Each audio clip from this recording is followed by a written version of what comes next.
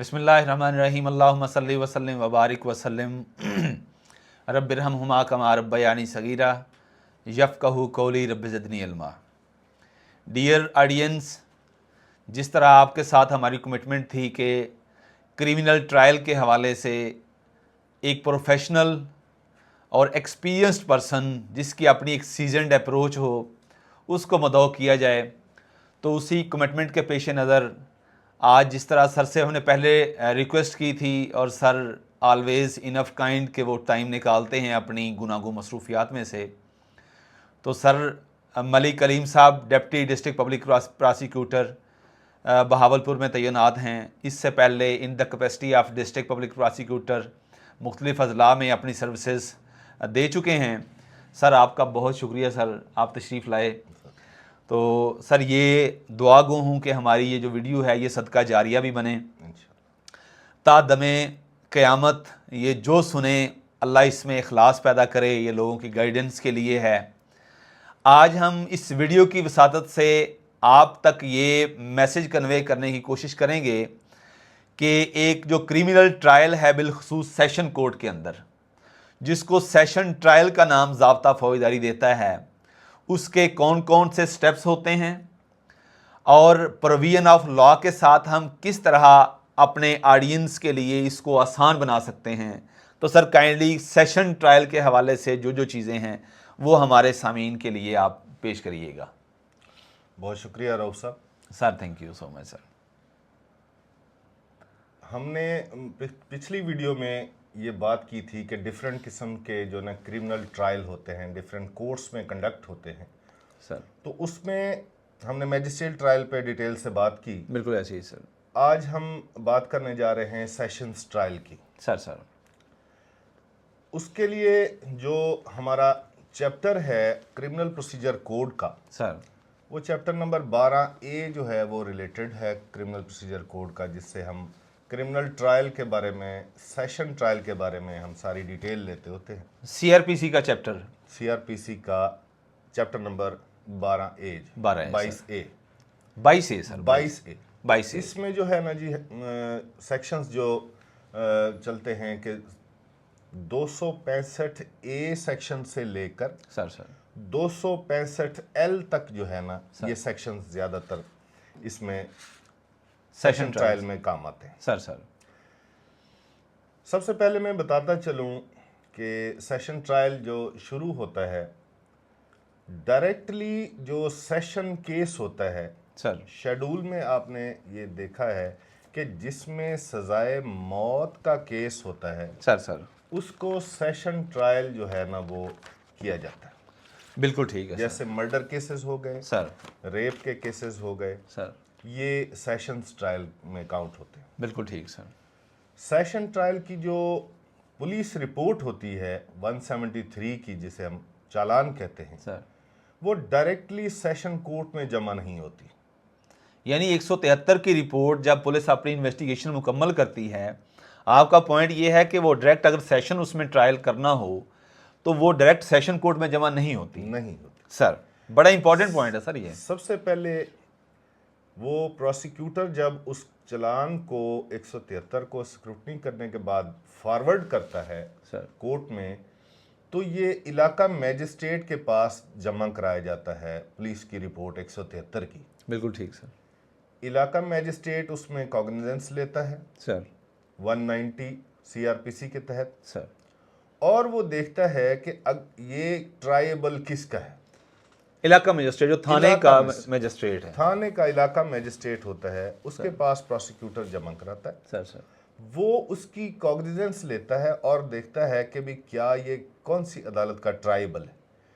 और जब वो ये देखता है कि ये exclusively tribal by the court of sessions है सर, तो वो उसका रेफरेंस बनाकर सेशन जज साहब को भिजवा देते हैं।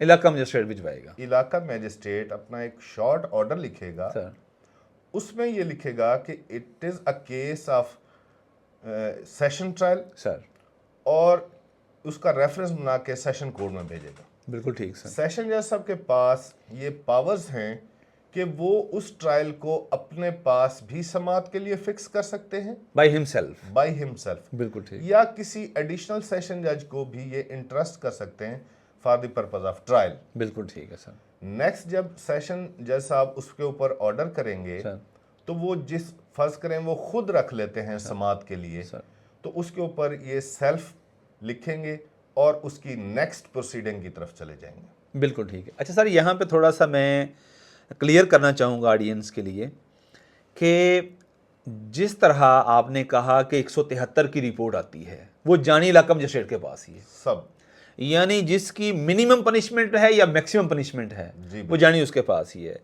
और फिर वो किस किस ऑफेंस को वो आगे रेफर कर सकता है और ख़ुद सुन नहीं सकता। पनिशमेंट के क्वांटम ऑफ पनिशमेंट को सामने रखते हुए ज़रा बता दीजिएगा कि इन ऑफेंसेस की अगर वो ट्रायल मकसूद हो तो फिर वो उधर भेज देगा, अदरवाइज वो अपने पास रखेगा। जैसे कि आपको जो है ना जी, मैजिस्ट्रेट ट्रायल में हमने डिस्कस किया था कि जो केसेस होते हैं 3 साल की सज़ा वाले, सर मैजिस्ट्रेट 3 साल की सज़ा दे सकता है, लेकिन सुन वो ज़्यादा सज़ा के भी केसेस सकता है। बिल्कुल ठीक है सर। सेक्शन 30 का जो मैजिस्ट्रेट है वो 7 साल तक सज़ा दे सकता है सर और सुन उससे ज़्यादा सज़ा वाले भी सकता है। बिल्कुल ठीक है। लेकिन सेक्शन 30 के magistrate, section 30 criminal procedure code में लिखा हुआ है सर कि अदर देन डेथ सेंटेंसेस के केसेस वो सेक्शन 30 का मैजिस्ट्रेट सुनेगा। बिल्कुल ठीक है सर। अब जिसमें डेथ सेंटेंस की बात आ गई, सर चाहे वो रेप केस ले ले चाहे वो मर्डर केस ले ले, सर ये बन जाते हैं सेशन ट्रायल, बिल्कुल क्योंकि ठीक। दोनों में एक्सक्लूड हो गया सर कि ना ये पैटी ऑफेंसेस में आता है ना ये अदर देन डेथ में आता है। तो ये डेथ सेंटेंस का केस होता है तो इसको सेशन ट्रायल में रेफर किया जाता यानी आपने दो कहे, एक डेथ सेंटेंस वाला जी यानी मर्डर, और दूसरा हमारे पास आ जाता है रेप केस। है। जी ये दोनों एक्सक्लूसिवली चले जाएंगे उधर। इसके अलावा भी कोई प्रैक्टिस है या ये दो ही हेड्स हैं जो इधर? इसके अलावा भी है कि मोस्टली अब जैसे एंटी रेप के स्पेशल कोर्ट्स बनी है, बिल्कुल ठीक सर। वो भी सेशंस ट्रायल हो रहे हैं। बिल्कुल ठीक जैसे कि बिजली चोरी के जो केसेस हैं सर। उसकी कोर्ट भी सेशंस ट्रायल कर रही हैं, क्योंकि उस चैप्टर में लिख दिया गया है कि इसका ट्रायल सेशन कोर्ट करेगा। बिल्कुल ठीक। जैसे अटेम्प्ट के केसेस हैं, रेप की अटेम्प्ट के केसेस, उसमें हालांकि डेथ सेंटेंस नहीं होती, लेकिन क्योंकि मेन ऑफेंस लगा होता है 376, ये भी सेशंस में ट्रायल हो जाता है। बिल्कुल ठीक सर। तो इस तरह के काफ़ी सारे और भी केसेस हैं जो कि सेशन कोर्ट्स ट्रायल करती है। क्या सीआरपीसी का शेड्यूल भी कुछ इस बारे में डिफाइन करता है कि ये केसेस जो हैं वो इसका ट्रायल मजिस्ट्रेट के पास होगा? शेड्यूल का कोई सीआरपीसी हो कॉलम हो वो डिफाइन कर दे कि ये केसेस इनके जो ट्रायल है वो सेशन के पास होगा, इसका मजिस्ट्रेट के पास होगा?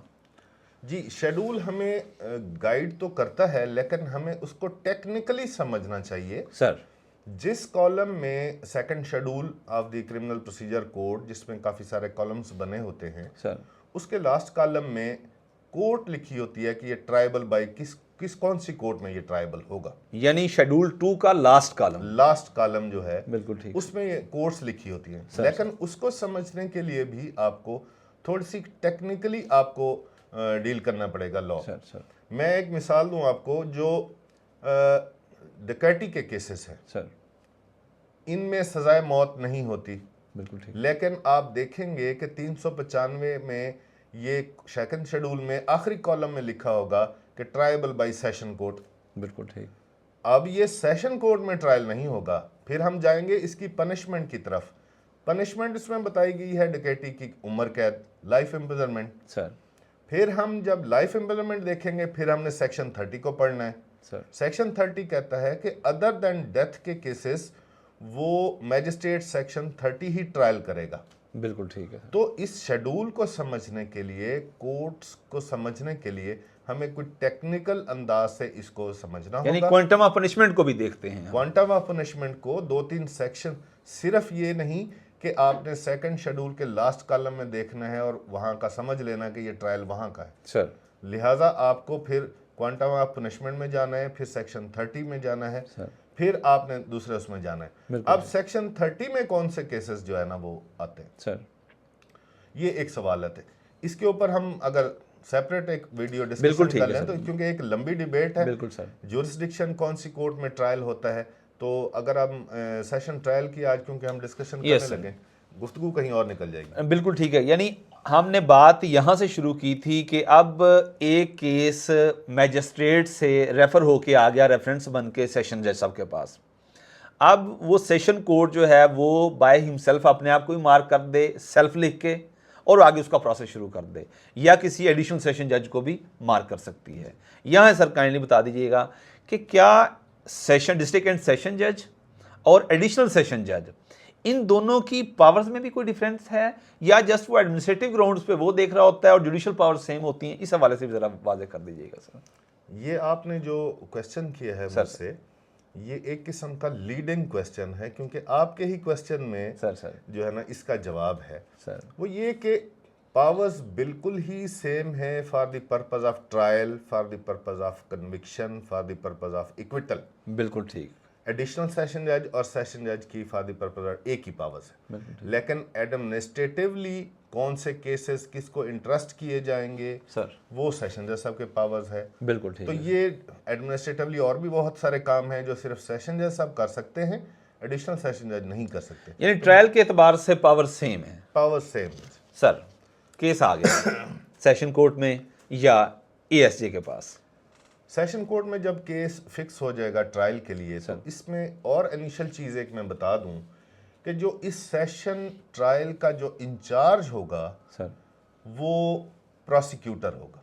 बिल्कुल ठीक सर। प्राइवेट कौंसल जो है प्रोसिक्यूटर को सिर्फ असिस्ट कर सकता है, सर, डायरेक्टली कोर्ट में ना कोई एप्लीकेशन दे सकता है, डायरेक्टली ना कोई कोर्ट में प्रोसीडिंग कर सकता है। बिल्कुल ठीक sir. Prosecutor is the incharge of session trial.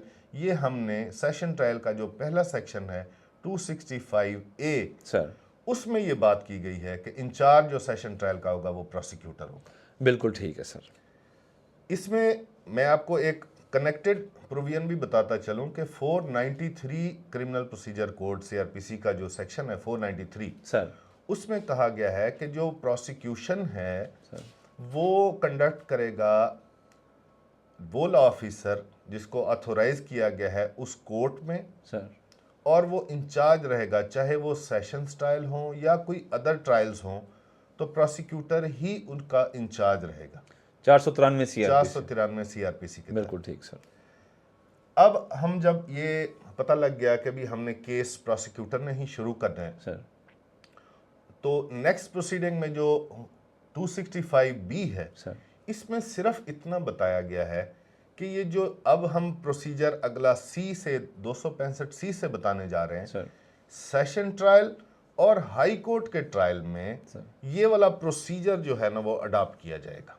बिल्कुल सिर्फ ठीक। ये बात 265D में B में बताई गई है कि following procedure will be adopted high court by high court and session court. यानी इसका मतलब ये हुआ कि हाई कोर्ट के अंदर जो ट्रायल होता है और सेशन कोर्ट के अंदर जो ट्रायल उसका प्रोसीजर सेम है। सेम प्रोसीजर है। ये जो अभी डिस्कस इसी होने जा रहा चैप्टर जो है 22A के तहत जो है ना ये सारा प्रोसीजर अडॉप्ट किया जाएगा। है। बिल्कुल ठीक सर, बिल्कुल। अब नेक्स्ट प्रोसीडिंग मैं आपको बताता चलूं कि 265C है सप्लाई ऑफ कॉपीज।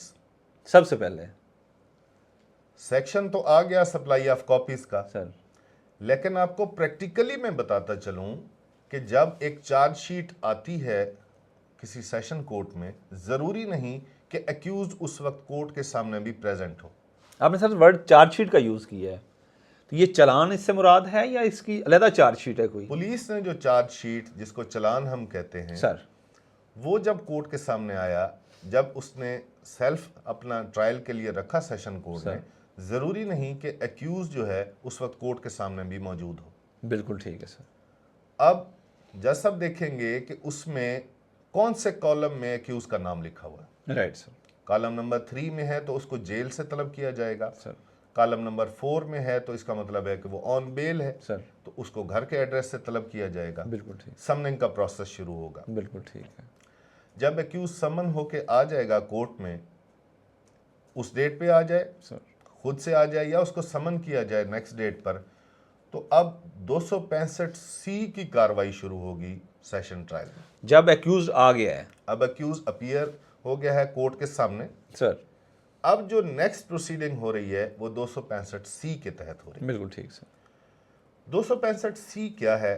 वो ये है कि पुलिस ने चालान के साथ तमाम जो एविडेंस है सर वो कॉपीज की सूरत में अपने सिग्नेचर्स करके आईओ ने सर अपने सिग्नेचर्स करके स्टैंप करके साथ एनेक्स की होती हैं for the delivery of accused.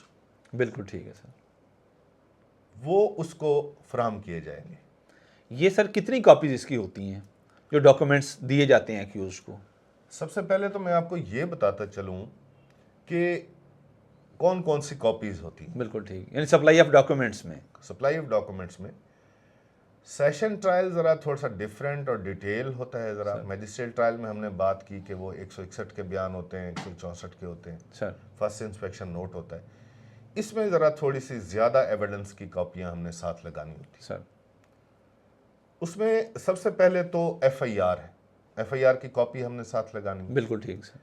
173 जिसको हम चालान कहते हैं, जो एक परत पे हो सकता है, 2 पर हो सकता है, 3 पर हो सकता है, सर उसकी कॉपी हमने साथ लगानी है। जितने भी गवाहों ने ड्यूरिंग इन्वेस्टिगेशन 161 का बयान रिकॉर्ड कराया एक्यूज के अगेंस्ट, बिल्कुल सर, उन सब की कॉपीज हमने साथ लगानी है। यानी 161 के बयानात सारे। 161 के सारे बयानात, बिल्कुल ठीक। एक भी हो सकता है, 10 भी हो सकते हैं, 20 लोगों भी हो सकते हैं, एक बंदे के 10 बयान भी हो सकते हैं। बिल्कुल ठीक सर। रिकवरीज का अलहदा हो सकता है, इंसिडेंट का अलहदा हो सकता है, आइडेंटिफिकेशन परेड का अलहदा हो सकता है, सर, कुछ भी, वो सारे 161 के बयान लगाने। सर अगर ड्यूरिंग इन्वेस्टिगेशन किसी विटनेस ने 164 का स्टेटमेंट कराया, बिल्कुल ठीक सर। 164 का यहाँ पे मैं हिंट देता चलूँ आपको कि जो 161 का स्टेटमेंट होता है ये पुलिस रिकॉर्ड करती है ड्यूरिंग इन्वेस्टिगेशन। सर वही गवाह अगर चाहे तो किसी मैजिस्ट्रेट के सामने भी अपना बयान रिकॉर्ड करा सकता है। उस बयान को हम कहते हैं कि ये अंडर सेक्शन 164 CRPC ये बयान मैजिस्ट्रेट सामने रिकॉर्ड किया। बिल्कुल ठीक है उसका सर। एक डिफरेंट प्रोसीजर है, सर। उसके ऊपर हम मज़ीद बिल्कुल- डिस्कशन बिल्कुल ठीक है सेपरेट सर। करेंगे। बिल्कुल अगर ऐसा कोई बयान ड्यूरिंग इन्वेस्टिगेशन रिकॉर्ड हुआ है सर। उसकी भी कॉपी जो है ना वो साथ लगाई जाएगी। बिल्कुल ठीक है सर।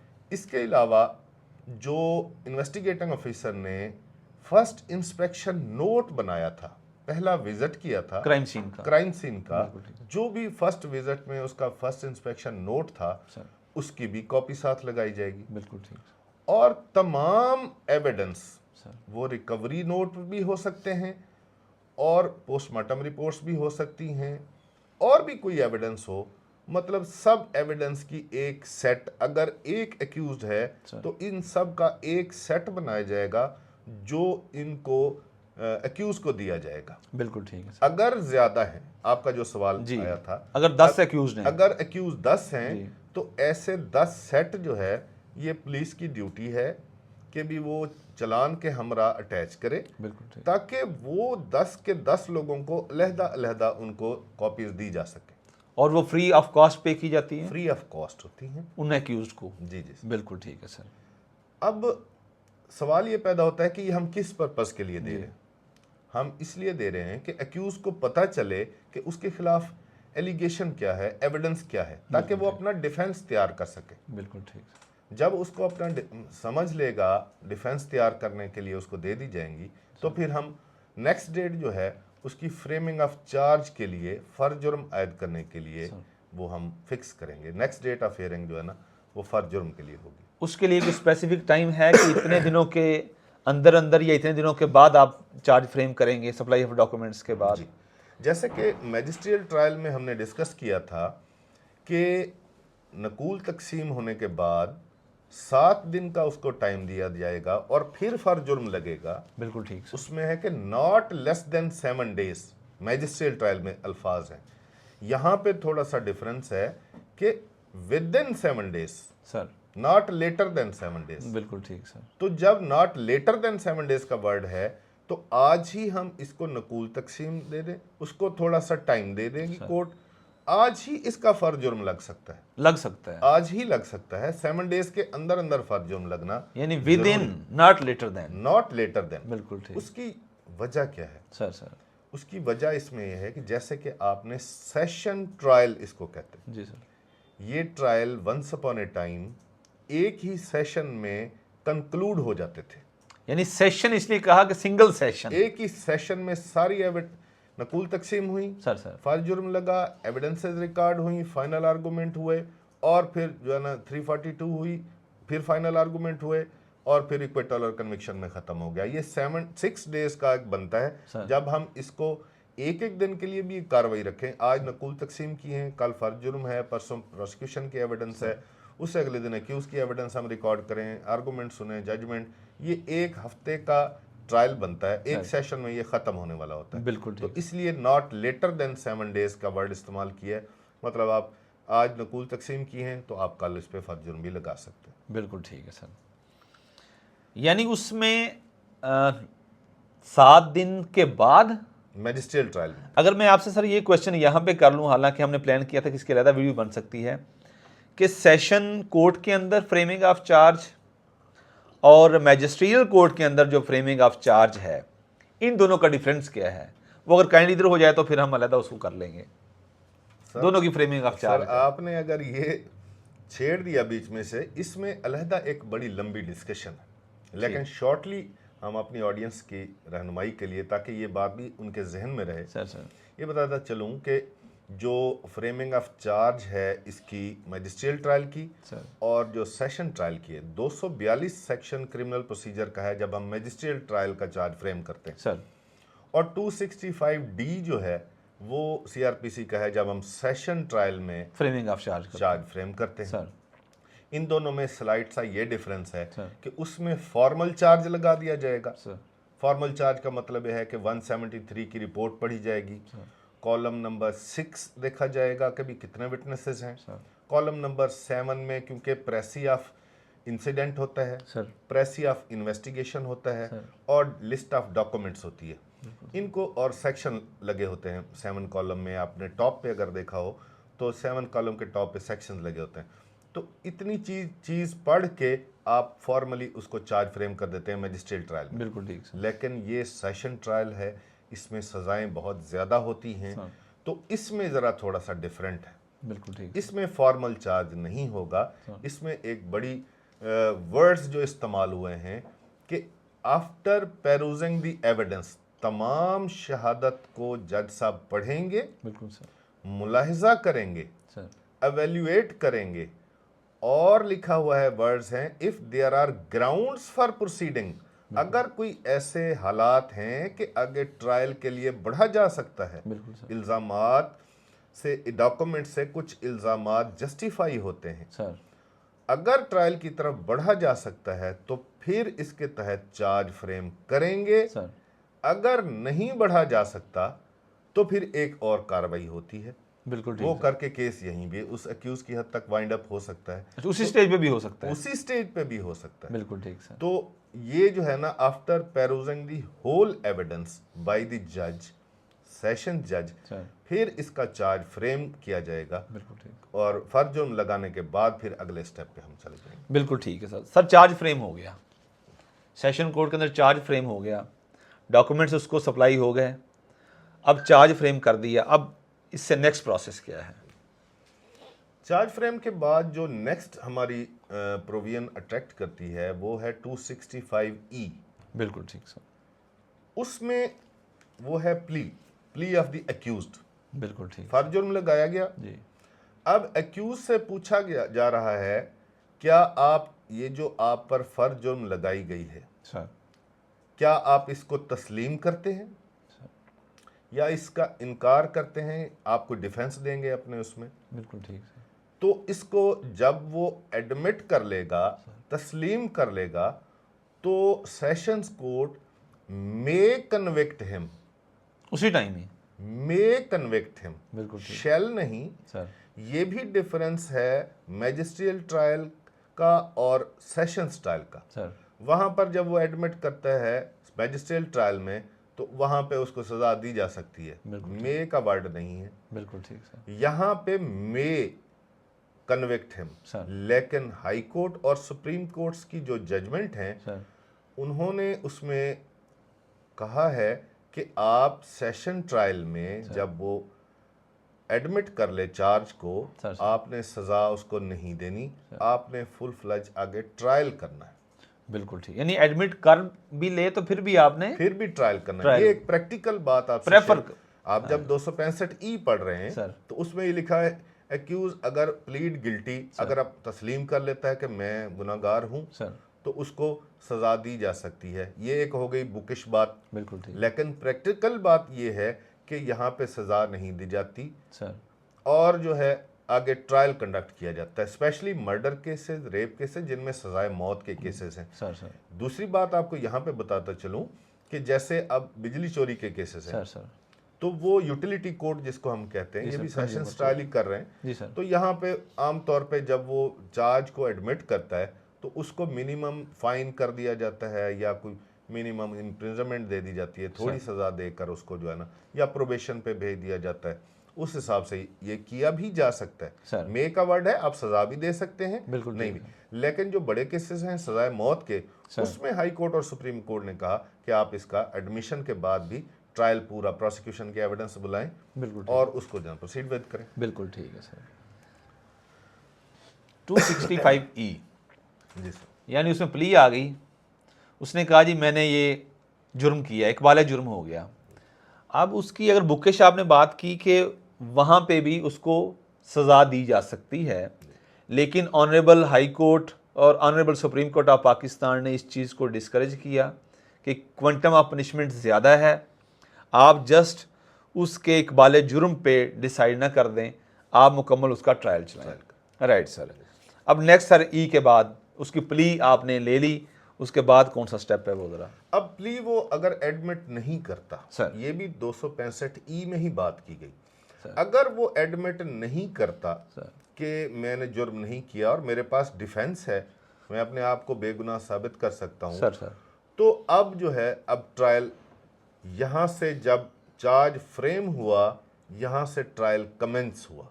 हमने पिछली भी वीडियो में बताया था कि जब चार्ज फ्रेम होगा कमेंसमेंट ऑफ ट्रायल उस वक्त शुरू होगी। ई भी एक ट्रायल का हिस्सा है सर, क्योंकि चार्ज फ्रेम हो चुका है। अब उससे पूछा जा रहा है कि बताएं आप, क्योंकि ट्रायल में ही सजा हो सकती है, इंक्वायरी में सजा नहीं हो सकती। बिल्कुल ऐसे ही सर। तो अब उसने कहा कि मेरे पास डिफेंस है जी, तो हम आगे अगले स्टेप पे जाएंगे।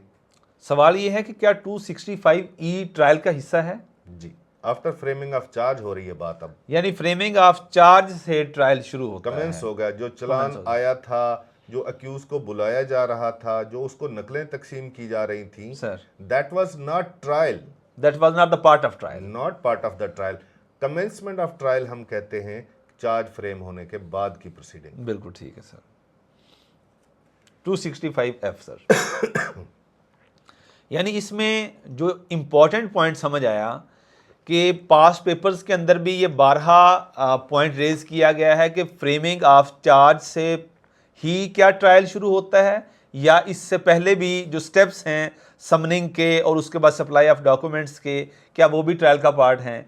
तो आपने ये पॉइंट सर एस्टेब्लिश करके आसान तरीके से समझा दिया कि सप्लाई ऑफ डॉक्यूमेंट से पहले समनिंग का जो प्रोसेस है, रिपोर्ट 173 रेफरेंस बन के आ गया, that is not the part of trial. वो ट्रायल नहीं है। कमेंसमेंट ऑफ ट्रायल जो है वो शुरू ही होता है फ्रेमिंग ऑफ चार्ज से। Right sir. सर 265F इस पे ज़रा रोशनी डालिएगा। अब सर 265F जब फील्ड में आता है तो कंप्लेनेंट को ये कहा जाता है कि अपनी एविडेंस जो है ना वो प्रोड्यूस करें कोर्ट में। सर ये अब हम रेफर करेंगे जो पुलिस ने चालान जमा कराया था, जिसको हम 173 की रिपोर्ट भी कहते हैं, चार्जशीट भी कहते हैं, सर कॉलम नंबर 6 में हम जाएंगे। बिल्कुल ठीक है सर। कॉलम नंबर 6 में जज साहब ये इस्तफसार करेंगे प्रोसिक्यूटर से कि बताएं जी कौन कौन से गवाह आपने पेश करने। कॉलम नंबर 6 में हमने डिटेल से उनकी पार्टिकुलर समेत गवाहों के नाम, डिस्क्रिप्शन, एड्रेसेस, टेलीफोन नंबर्स हमने सारे दिए होते हैं। बिल्कुल ठीक। तो हम सेट बाय सेट जो है वो गवाहान की तलबी की ना रिक्वेस्ट करते हैं कोर्ट से कि भी इस सेट को बुला लिया जाए, सर उस सेट की एविडेंस होगी।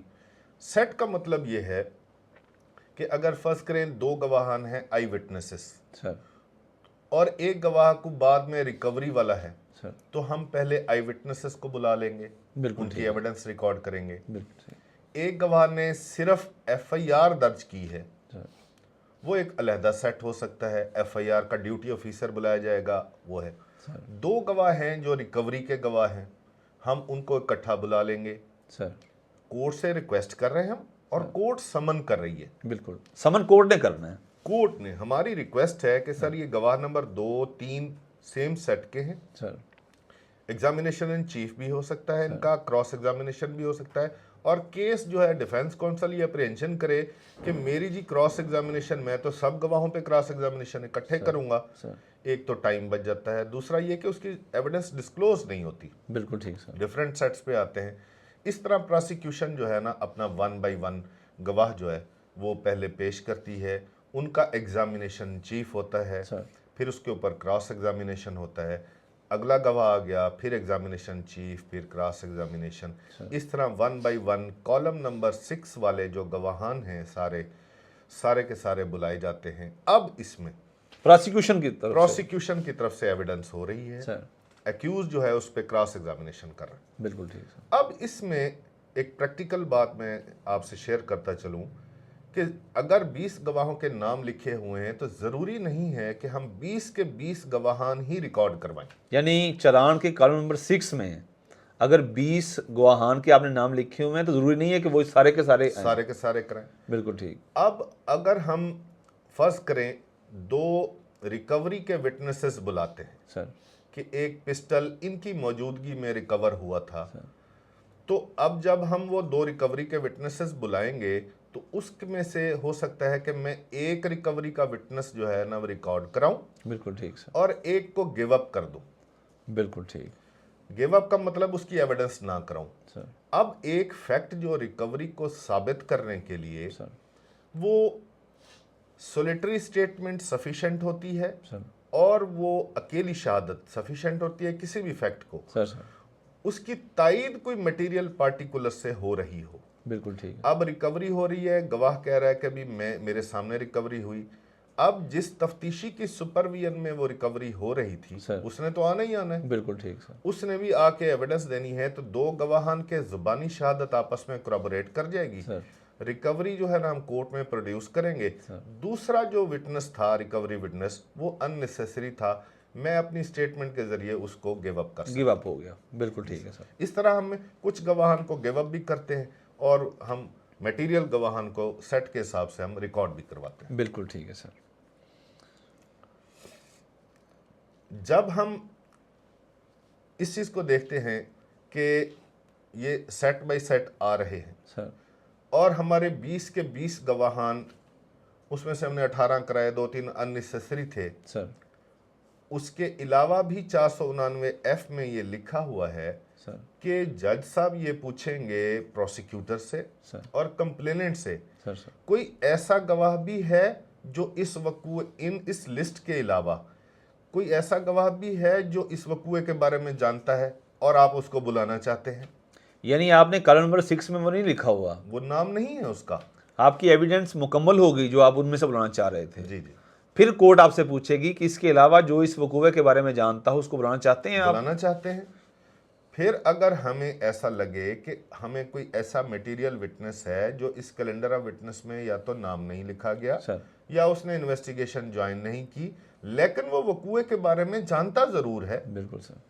अब एक दुकान के सामने वकूआ हुआ सर 2-3 गवाह उस घर के बन गए, अब वो दुकानदार के सामने भी तो वकूआ हो रहा था। बिल्कुल ठीक सर। अब मैं समझता हूं कि उस दुकानदार की भी एविडेंस होनी चाहिए। वो जो है इन्वेस्टिगेशन भी ज्वाइन नहीं की थी उसने, उसका कैलेंडर ऑफ विटनेस में भी नाम नहीं था। मैं समझता हूं कि वो एक मटेरियल विटनेस है, उसको मेरे केस के फैक्ट्स का पता है, उसको मैं बुलाना चाहता हूं, तो मैं एप्लीकेशन दूंगा, एप्लीकेशन पे जज साहब ऑर्डर करेंगे और उसको बुला लेंगे। बिल्कुल ठीक है, लेकिन उसका नाम नहीं है उधर, उसका नाम नहीं कॉलम है नंबर 6 कैलेंडर ऑफ में। विटनेस में। बिल्कुल ठीक सर। अब इतना भी आसान नहीं है कि मैंने एप्लीकेशन दी और जज साहब ने उसको बुला लिया।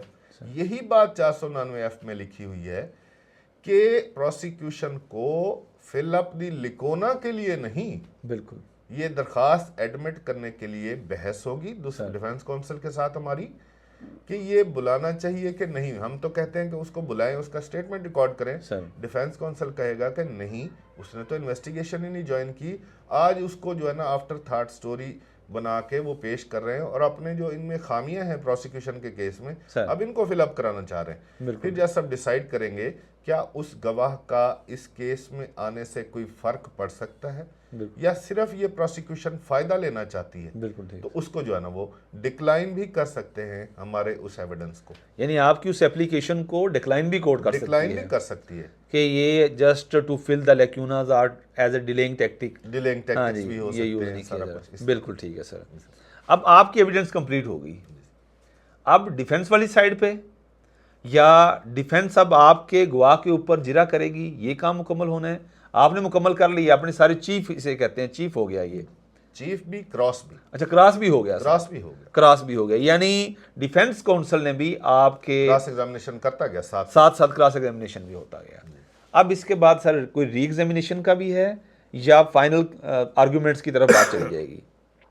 री एग्जामिनेशन का एक डिफरेंट सिनेरियो होता है सर कि अगर कोई क्रॉस एग्जामिनेशन में कोई एम्बिग्विटी पैदा हो जाए क्रॉस एग्जामिनेशन, क्रॉस एग्जामिनेशन में, कि जो इबहम पैदा कर दे, ये हमने मैजिस्ट्रेट ट्रायल में भी बात की सर थी। सर री एग्जामिनेशन उस बात की होती है कि कोई इबहम पैदा हो जाए तो उसके ऊपर प्रोसिक्यूटर दोबारा अपने गवाह से सवाल जवाब पूछ सकता है, लेकिन री एग्जामिनेशन की अगर इजाज़त मिलेगी, वो भी मुझे फिल दी लिकोना के लिए इजाज़त नहीं दी बिल्कुल जाएगी। ठीक सर। कोर्ट समझेगी कि इन सवालों जवाबों से ना कुछ थोड़ा सा इबहम पैदा हो गया है सर। जो डिसीजन करने में मुश्किलात पैदा करेगा बिल्कुल जज साहब सर, को, जी सर। तो वो उसमें जो है ना फिर ऑर्डर करेगी कि री एग्जामिनेशन मुझे मिलना है। 1000 केसेस में से किसी एक केस में री एग्जामिन की इजाज़त देती है कोर्ट, 9,999 केसेस में इजाज़त नहीं मिलती, क्योंकि हम अपना लिकोना फिल कराने के लिए बिल्कुल वो कर रहे समझ आ होते गया, बिल्कुल ठीक है सर। अब सर ये काम मुकम्मल हो गया, अब आर्ग्यूमेंट्स क्लोज हो रहे हैं। हैं। नहीं सर, सर जब प्रोसिक्यूशन की एविडेंस ख़त्म हो जाएगी सर तो अब आप 265F को देखते हैं। वो कहते हैं जी अब मुल्जमान के जो है ना गवाहान बुला लिए जाएं। यानी मुल्जमान जो अपनी डिफेंस काउंसिल अपनी फेवर में जो गवाहान पेश करना चाहती है बुकिश तौर पे तो यही स्कीम है, सर, लेकिन प्रैक्टिकली 265F में ही लिखा हुआ है सर। कि प्रोसिक्यूशन अपना केस क्लोज करेगी, कि मैंने अपनी सारी एविडेंस जो है ना वो रिकॉर्ड करा ली है, मैं अपनी एविडेंस। कौन क्लोज करेगा? अख्तियार सिर्फ और सिर्फ प्रोसिक्यूटर का है। सर उसकी स्टेटमेंट लिखी जाएगी, जो प्रोसिक्यूशन की जानिब से कौंसल होंगे, एडवोकेट होंगे, सर वो असिस्ट करेंगे कि ठीक है हमने अपनी सफिशेंट एविडेंस लिखवा दी है, सर। अब इसको आप अपनी स्टेटमेंट के ज़रिए, फिर प्रोसिक्यूटर की विदाउट ओथ स्टेटमेंट होगी कि मैंने तमाम ये प्रोसिक्यूशन की एविडेंस रिकॉर्ड करा दी है। सर अगर कोई रिपोर्ट्स वगैरह हैं वो टेंडर करने के बाद मैं प्रोसिक्यूशन की एविडेंस क्लोज करता हूँ। बिल्कुल ठीक है, इसके बाद जो है ना वो अगला स्टेप पे हम चले जाएंगे। बिल्कुल ठीक है।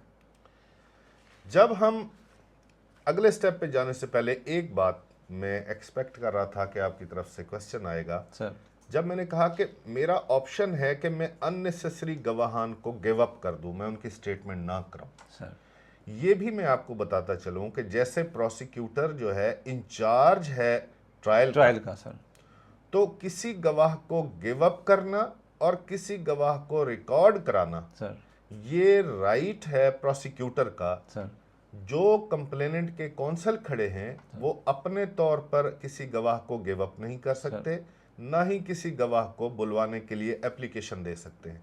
अगर वो कोई एप्लीकेशन देंगे तो फॉरवर्डेड होगी थ्रू प्रोसिक्यूटर, फिर कोर्ट उसको एंटरटेन करेगी।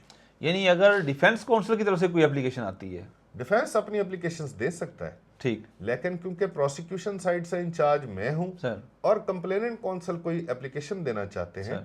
तो मेरी ड्यूली फॉरवर्डेड हमारे थ्रू होके जाएगी, तो कोर्ट उसको एंटरटेन करेगी। डायरेक्टली जो वकील साहब हैं वो नहीं दे सकते एप्लीकेशन कोर्ट में। यानी क्लैरिटी के लिए मैं यहाँ पे इसको रिपीट करना चाहूँगा कि प्रोसिक्यूशन की स्टोरी जिसने नरेट करनी है वो है प्रोसिक्यूटर। अब ये बेसिकली कंप्लेनेंट्स की नुमाइंदगी हो रही है ना थ्रू प्रोसिक्यूटर, लेकिन बाज़ औक़ात प्रोसिक्यूटर के साथ साथ कंप्लेनेंट अपना प्राइवेट काउंसिल भी हायर कर लेती है। कर लेते अब पॉइंट आपका ये है कि उस प्राइवेट जो काउंसिल है उसकी तरफ से भी अगर कोई एप्लीकेशन आती है तो वो आप ही से फॉरवर्ड होके जाएगी। जी बिल्कुल समझ आ गई सर, बिल्कुल ठीक है सर।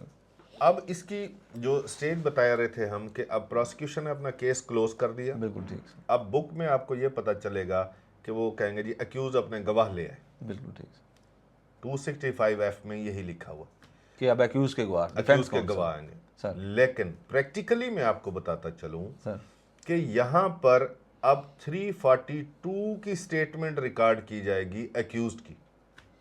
जब आपने अपने सारे मुकम्मल कर लिए गवाहान, प्रोसिक्यूशन के एविडेंस क्लोज प्रोसिक्यूशन की एविडेंस क्लोज कर ली, कानून कहता है यानी किताब के अंदर ये मेंशन है कि अब डिफेंस काउंसिल अपने गवाह लेके आएगी। 265F में लिखा हुआ है डिफेंस ले आएगी। लेकिन प्रैक्टिकली जो है अब अक्यूज को बुलाया जाएगा 342 की स्टेटमेंट के लिए। 342 की स्टेटमेंट सर क्या होती है? 342 की जो स्टेटमेंट है वो थोड़ा सा डिफरेंट है। इसके ऊपर भी हम एक अलहदा डिबेट वाली जो है ना बनाते वीडियो बनाएंगे इंशाल्लाह। लेकिन मैं आपको जो है ना ये टेंटेटिव ये थोड़ा सा असिस्ट करता चलूँ कि 342 की स्टेटमेंट वो होती है जो जज साहब और मुल्ज़म के दरमियान एक मुकालमा होता है। यानी prosecution has nothing to do, not prosecution not defence counsel. बिल्कुल ठीक सर, बिल्कुल ठीक है। जैसे कि फर्ज जुर्म जो है जब लग रही होती है वो जज साहब और अक्यूज के दरमियान एक मुकालमा होता है। जज साहब कहते हैं कि ये इल्ज़ाम है सर, वो कहता है नहीं ये इल्ज़ाम गलत है, फर्ज जुर्म जी। अब 342 के वक्त भी जज साहब ये कहेंगे मुल्ज़िम को कि आपके खिलाफ फलां फलां गवाहान ने ये गवाही दी है, आप इसके बारे में क्या कहते हैं। बिल्कुल ठीक। सवाल लिखा जाएगा सर, फिर उसका जवाब आएगा, वो लिखेगा कहेगा गलत है या मैं नहीं जानता या फर्दर को एक्सप्लेन करेगा। तो जितनी भी एविडेंस जो है प्रोसिक्यूशन ने मुल्ज़िम के खिलाफ रिकॉर्ड करा चुके हैं सर, वो 1 बाय 1 जो उसका इंक्रिमिनेटिंग मटेरियल है क्वेश्चंस की फॉर्म में अक्यूज को पुट किया जाएगा सर, और अक्यूज उसका रिप्लाई जवाब की सूरत में, सवाल और जवाब दोनों लिखे जाएंगे और ये विदाउट ओथ होगी। यानी 342 की और ये सवाल जवाब की शक्ल में है जी। ये जज और एक्यूज के दरमियान बात है, सवाल जवाब की शक्ल में है और विदाउट ओथ है। बिल्कुल ठीक सर। ये एक दरमियान में प्रैक्टिकली जैसे ट्रायल चलता है सर। अब 342 हो गई। बिल्कुल ठीक। अब 342 265F में ही लिखा हुआ है सर। क्या आप डिफेंस के तौर पे खुद पेश होना चाहेंगे, एक्यूज से पूछेंगे ऑन ओथ। अब प्रोविजन आ गई 340 सब सेक्शन 2 की। ये एफ के अंदर ही लिखा हुआ है 265F में लिखा हुआ है कि अब मुल्ज़िम को कहा जाएगा 342 की स्टेटमेंट के बाद क्वेश्चन फॉर्म में क्या आप, अब तो विदाउट ओथ हुई थी 342 की स्टेटमेंट, मुल्ज़िम से पूछा जाएगा क्या आप ऑन ओथ भी बतौर विटनेस अपने डिफेंस में गवाह खुद पेश होना चाहते हैं या कोई गवाह पेश करना चाहते हैं सर। तो अगर वो वहां पे क्वेश्चन का आंसर लिखता है यस सर, फिर मुल्ज़िम जो है वैसे ही बुलाया जाएगा जैसे प्रोसिक्यूशन का विटनेस बुलाया गया था। बिल्कुल ठीक। वो भी एग्जामिनेशन इन चीफ रिकॉर्ड कराएगा सर, उस पर हम क्रॉस एग्जामिनेशन करेंगे सर। उसके अगर कोई गवाहान है वो भी एग्जामिनेशन इन चीफ रिकॉर्ड कराएंगे ऑन ओथ। ये 340 सब सेक्शन 2 के अंडर हो रहा है। अब ये 340 सब सेक्शन 2 की कार्रवाई चल रही है। देखें सेशन ट्रायल का स्मूथली नहीं चला चैप्टर, बिल्कुल ऐसे। इसके अंदर और भी अभी तो ये हम tentative entries of different provisions बता रहे हैं, बिल्कुल ठीक। लेकिन इसमें मजीद भी सैकड़ों दफात हैं जो इनके अंदर एंट्री कर जाती हैं, यानी वो क्रॉस रेफरेंसेस आ रहे हैं। क्रॉस रेफरेंसेस बहुत सारे हैं, बिल्कुल ठीक। क्योंकि अभी हम अपने ऑडियंस के लिए बेस बना रहे हैं कि सेशन ट्रायल बिल्कुल ऐसे चलता है, बिल्कुल ठीक है सर। जब उसकी एविडेंस कंप्लीट हो जाएगी अक्यूज की, एग्जामिनेशन चीफ, क्रॉस एग्जामिनेशन, उसके विटनेस का चीफ, उसके विटनेस का क्रॉस एग्जामिनेशन, फिर उससे पूछा जाएगा कोई अगर डॉक्यूमेंट्स हैं वो भी अपने डिफेंस में जमा करा दे, डॉक्यूमेंट्स भी जमा करा दिए। अब अक्यूज अपनी एविडेंस को क्लोज करेगा, जैसे प्रोसिक्यूशन ने क्लोज की थी कि हमने तमाम डॉक्यूमेंट्स, तमाम गवाहान पेश कर दिए हैं, एविडेंस क्लोज।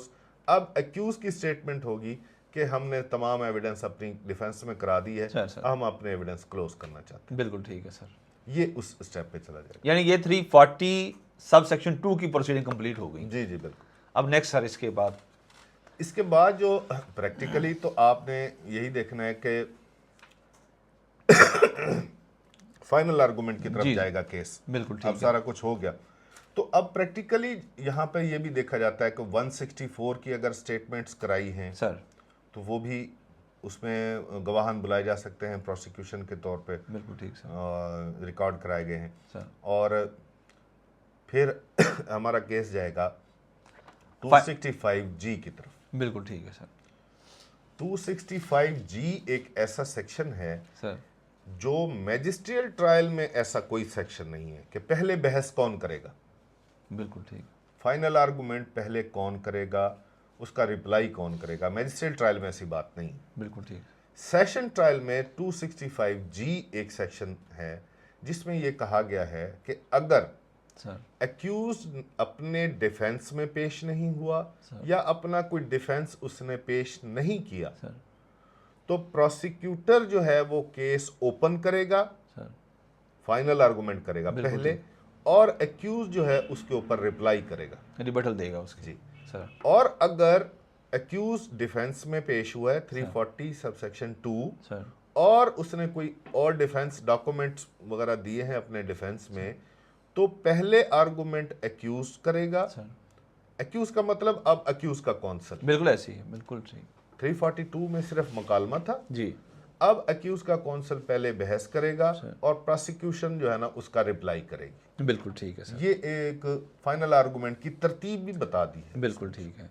यानी जब प्रोसिक्यूशन की तरफ से अगर क्लोज होता है और वो कोई पेश नहीं करना चाहता एक्यूज्ड, तो फिर जी कहता है कि फिर प्रोसिक्यूशन करेगी।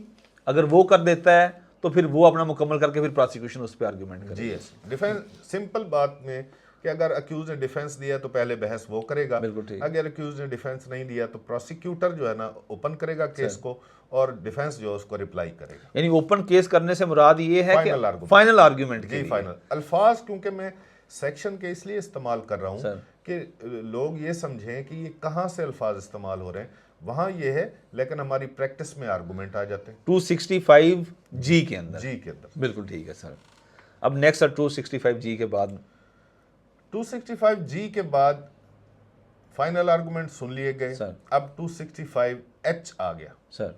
265H में अगर फाइनल आर्गुमेंट सुनने के बाद जज साहब इस कंक्लूजन पे पहुंचते हैं after evaluation whole evidence produce by the prosecution, sir defence की एविडेंस, 342 की स्टेटमेंट, सर इनको इकट्ठा मिला के देखते हैं कि केस साबित हो गया है मुल्जम के खिलाफ। बिल्कुल ठीक सर। कोई मेजर कंट्राडिक्शंस नहीं है सर तो एक्यूज को सजा दे देगी। बिल्कुल ठीक है सर। और अगर उसी 265H में बताया गया है कि अगर after evaluating evidence produced by the prosecution and produced by the accused, अगर जज साहब इस कंक्लूजन पे पहुंचते हैं कि इसके खिलाफ केस साबित नहीं हुआ तो एक्यूज को वो इक्विट कर देंगे। 265H में एक्विटल इधर भी हो सकती है। इक्विटल इधर हो गई सर। बिल्कुल ठीक है सर। तो ये केस क्लोज हो गया। अब इक्विटल और कन्विक्शन के बाद सेशन केस जो है ना वो क्लोज हो गया। बिल्कुल ठीक है सर। अब जो आप नेक्स्ट जो प्रोविजंस हैं जी, ये मुख्तलिफ ऑफ शूट्स हैं। इसके लिए हम क्योंकि जब हम ये बात करते हैं ना कि इधर तो 265L तक गया है सिस्टम, 265K भी है, दूसरी चीजें, तो ये जो चीजें हैं H तक ड्यूरिंग ट्रायल जो है मुख्तलिफ सिचुएशंस आते हैं, वो सिचुएशंस की हम अलग छोटे छोटे क्लिप्स बनाएंगे। जैसे कि मैं बताता चलूं कि 265K एक बड़ी अहम प्रोविजन है हमारे सेशन ट्रायल में। सर ये एक inherent power of the session जज है कि ट्रायल की किसी भी स्टेज पर, केस की किसी भी स्टेज पर एक्यूज को बरी कर सकती है। ये सर मेरा ख्याल है कि मेरे पास ये पॉइंट भी है, इसकी हम एक छोटी सी अलग वीडियो बना लेते हैं कि 249A और 265K में क्या डिफरेंस जी, ये अलग से इंशाल्लाह बना लेते हैं। यानी आपने अब जो ट्रायल कंप्लीट किया है, जो हमने शुरू किया था आफ्टर फ्रेमिंग ऑफ चार्ज, वो आपने H पे एच पे conclude किया acquittal है। और कन्विक्शन पे खत्म। यानी 265H के अंदर ये जो सिलसिला चला था वो या एक्विटल की शक्ल में कंक्लूड हुआ है या कन्विक्शन की शक्ल में कंक्लूड हो गया। अब नाजरीन, नेक्स्ट जो वीडियो है एक बड़ी फ्रूटफुल आपके लिए साबित होगी, उसमें हम इंशाल्लाह इस पे डिस्कस करेंगे कि 249A और 265K में डिफरेंस क्या है। लेकिन इस सारी वीडियो के अंदर अगर मैं आपको सम अप करूं तो हमने मैजिस्ट्रियल ट्रायल के साथ साथ हर उस कॉन्सेप्ट को भी क्लियर करने की कोशिश की है जो आपके लिए एक नया हो सकता है, और मोस्ट इंपॉर्टेंटली हमने जस्ट इस किताब के अंदर दिए गए जो प्रोविजंस ऑफ लॉ हैं उनकी वर्डिंग को ही नहीं डिस्कस किया। हमने सर के एक वास्ट एक्सपीरियंस को सामने रखते हुए, सर माशाल्लाह 100 से प्लस मर्डर ट्रायल करवा चुके हैं जो हमने सिर्फ इनके साथ देखे हैं, उन सारे एक्सपीरियंस को सामने रखते हुए हमने प्रैक्टिकली भी जो एक सीक्वेंस रखी जाती है इस सारे ट्रायल के अंदर, जो सेशन कोर्ट का ट्रायल है या जो हाई कोर्ट का ट्रायल है, उनके अंदर प्रैक्टिकली और थ्योरेटिकली इन दोनों एस्पेक्ट को सामने रखा। उम्मीद करते हैं कि आपको इंशाल्लाह हमारी ये वीडियो पसंद आएगी। अल्लाह इसको सदका जारिया बनाए। नेक्स्ट वीडियो के लिए हम एक नई शक्ल में आपके साथ 249A और 265K लेकर आएंगे। Thank you so much. अस्सलाम वालेकुम।